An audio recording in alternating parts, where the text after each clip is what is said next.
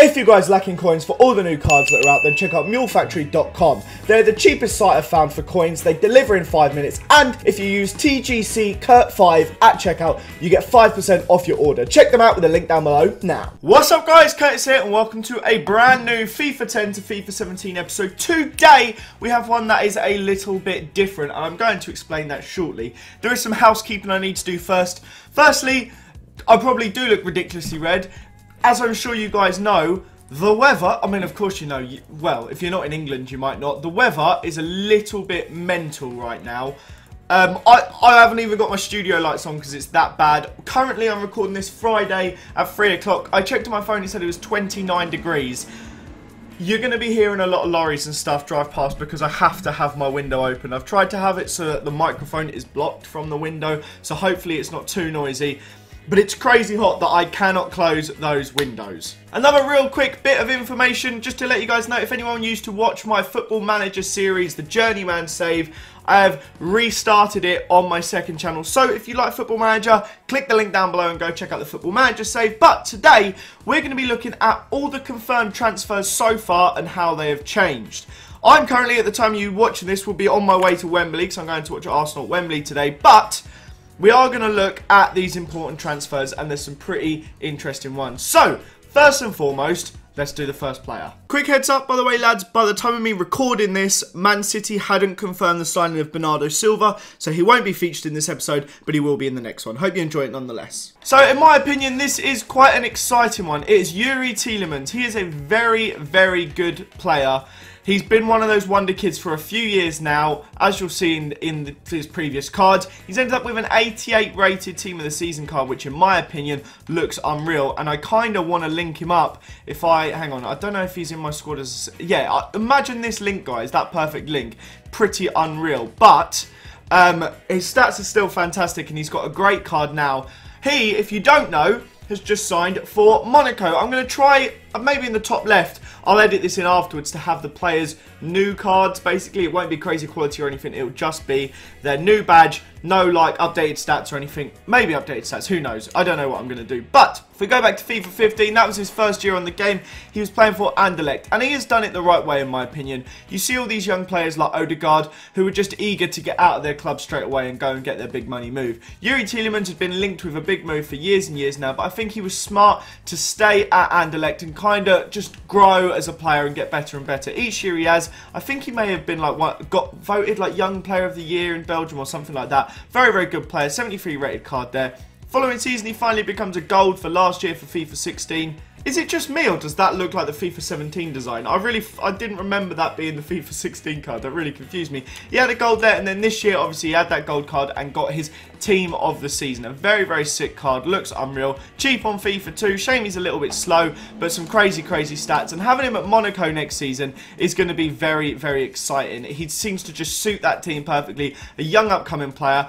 I think he's really smart to go to Monaco rather than like a Real Madrid, to be able to hone his skills, hopefully get a bit better of a player. And yeah, I think that's a really, really exciting signing. Next up, we have one that is a little bit more under the radar as a player, but that is Benoit Costil. He has just signed for Bordeaux. I'm not sure how much he costs, but I do know he's just signed for Bordeaux. So, he's actually quite an exciting player. He's a player that every single year seems to grow. If we go back to FIFA 10, he started off playing for, is that Stade de Rennes? Let me check. That is Sedan. CS Sedan Ardennes. I've never heard of them before. They're probably League 2 side. He had a bronze card there. He was there in FIFA 11 as well, got a silver card, so a bit of an upgrade. Very nice. Then he moved on to where he's playing now, Stade Rennes. I think that's how you say it. It's pronounced like, well, it's spelled like R-E-N-N-E-S. I think it's Rennes, Stade Rennes. I could be wrong, could be completely wrong. FIFA 12 there, he had a sick card, and then he got upgraded the following season to a 79 rated gold. I feel like he's a goalkeeper that doesn't really get talked about all that much, so it's interesting to see, as we just scroll through, he's stayed around the same sort of level, and then the last couple of years, he's really grown as a card. Really exciting signing, I think, for Bordeaux, and hopefully, for his sake, he goes on to be a bit of a better player. Next up, we have one of the players, again, that has been on every single single year of FIFA. This is someone that's gone on a free transfer from Manchester City to West Ham. If you guys didn't know, yesterday morning at the time of you watching it, today for me recording it, he agreed a deal to sign for West Ham United. He did all the promotional shots. He's gone on a free transfer there. I think that's a good deal. I still really rate Zabaleta. I think he's a great player, an absolute workhorse, and I think West Ham really needed a right back, and he's still got a couple more years in him. So I think on a free signing, that's brilliant. But we go back to FIFA 10. He was at City. I think he joined City in 2009, maybe 2010, something around then. This was one of his first years at City, though. An average looking card. One of the things you notice with Zabaleta, I'll slowly go through all the cards now, he actually goes down for a few years before he starts to go back up again. I don't know exactly why, but he's one of those players that has never really been a FIFA card. This was a great year. I think he may have got a team of the season that year. His pace did get a bit of an increase, but he's never been a FIFA player, if you get what I mean. He's not a player that typically you'd ever see in a squad. He's not got the pace. He's a good player in real life, but he's not a FIFA player. Very interesting to see that the changes of his hair. It looks like he did a Rooney in this sort of time, because he went from really bad thinning hair to actually, I don't know, maybe it was lighted, but he had a bit more hair, and then obviously he's ended up just shaving it off this year. But a good player over the years. You're never going to see him in your FIFA squad, though. Next up, we have someone that, in my opinion, is a really interesting one. This is Cristiano Atsu. I've somehow managed to mess his name up. Cristiano Atsu has had a bit of a varied career. He's gone up and down. So he's just signed a permanent deal for Newcastle. He was originally at Newcastle on loan last year, and then he finally signed a permanent deal. If we go back to FIFA 13, he was at Porto. I believe he was permanently owned by Porto then. Interesting player, didn't play enormous amounts. I've just checked, it was 17 games over a couple seasons. He was also on loan at Rio Ave the season in between it, so he was there for a little while. But he moved to Chelsea that following season. This is the one here, obviously he's on loan at Everton. But he moves to Chelsea, and it's actually a bit of an unusual one. So he was bought at the start of FIFA 14 by Chelsea, so he did actually have 3 cards that year. He had a Vitesse Arnhem, an Everton, and a Chelsea card, I believe. I think he was given the card at the end of that season. I could be slightly wrong there.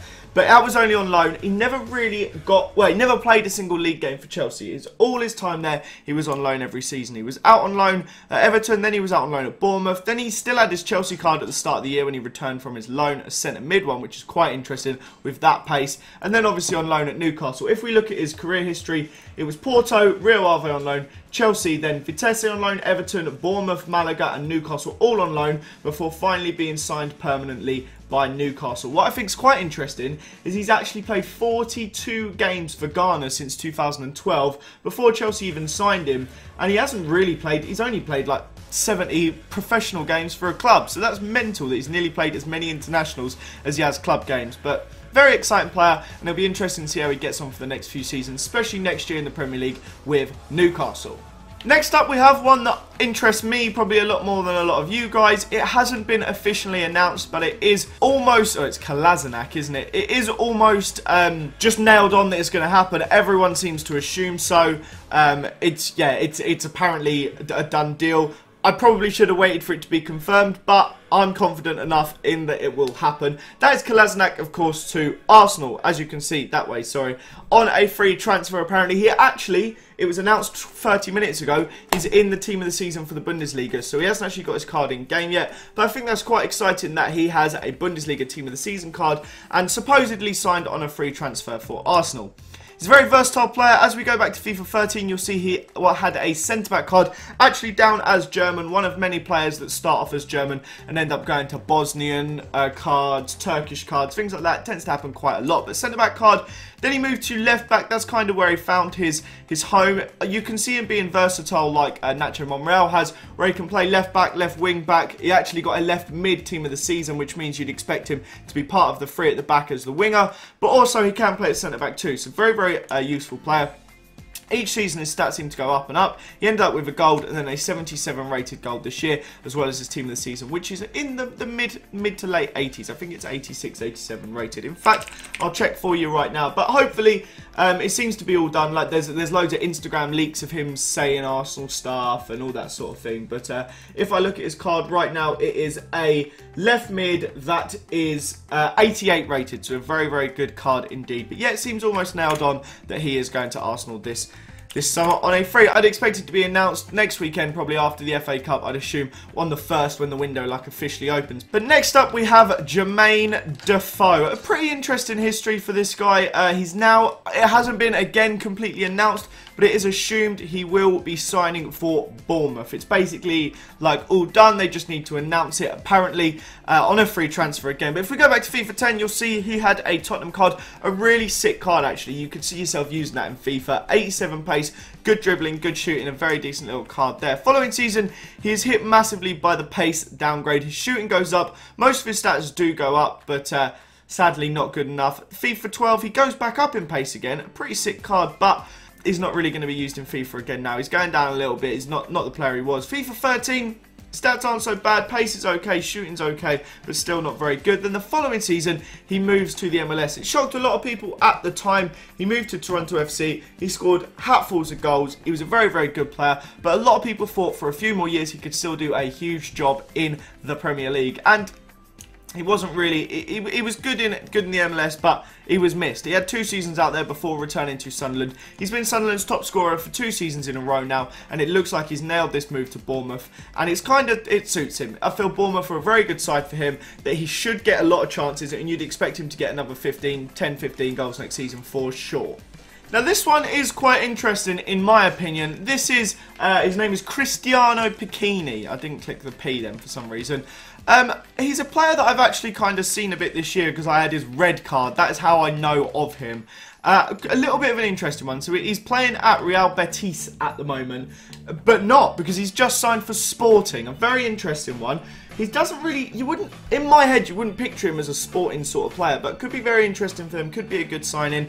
He's one of the few that have already been announced, but if we go back to FIFA 13, he was playing in the Italian League on loan for, I believe, that is Spezia. Is that Spezia? That is Spezia Calcio. They were playing in Serie B at the time, I believe. Not the best of cards, he has a bronze card. Following season, he is back at Fiorentina. He was originally owned by Fiorentina. He was only out on loans each season. He actually came through their youth setup. He joined his youth setup when he was 10. So he was playing for Fiorentina a long, long time ago. He came up through that youth setup, and then he was bought by...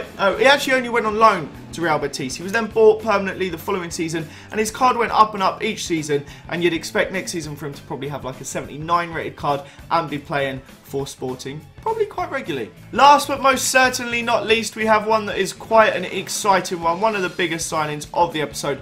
That is Ömer Toprak. He has an 84 rated card this year. He's been fantastic for Bayer Leverkusen. He is a very, very good player, and he has just signed for Borussia Dortmund. A very interesting one. I don't know the fee. I don't know if it was a pre-contracted agreement or what, but he's a player that's been key for Bayer Leverkusen for quite a few seasons now. If we go back to FIFA 12, that was his first card. As mentioned previously in the episode, he is one that started off as German and then moved on to a Turkish card. He had a silver then. I remember using that silver card. 77 pace was unreal. Same with the following season. 74 rated card. Got a 74 team of the season, but with unreal stats for a silver. Crazy, crazy card. Next year, he gets upgraded to a non-rare. For some reason, when you go from a silver to a gold non-rare, you just don't really feel like he's going to be used. But he has an 84 team of seasons. Again, a top player. He's someone that's consistently performed year in, year out for Bayer Leverkusen. His stats go up and up every single season. And I'm not sure if he got into the team of the year this season. I'll have a quick check now. Obviously, the Bundesliga team of the season. It was all fan voted this year, so it's not quite so easy to tell. But if I have a quick scan over, I can't see if he has a team of the season card. So perhaps not as good as previous seasons for him, but a very, very good card nonetheless. And it'll be very interesting to see how he gets on at Dortmund next year. But that, guys, brings us to the end of this episode. I hope you have enjoyed it. Something a little bit different with the transfers. Usually I just report the transfers and that's it, but it takes me a lot more time to do this, and hopefully you guys appreciate it more, as hopefully it brings a bit of a better video and a bit more content for you guys, rather than just showing you all the transfers that happen. This way you get to see the transfers and also get to see all the signings and all their history as that goes along with it. So smash the like button if you did enjoy it. Subscribe if you're new around here. I'll be at Wembley today, but I'll be trying to keep an eye on the comments earlier on in the morning. Thank you so much for watching. Have a fantastic day, and I will see you all next time. Bye, guys.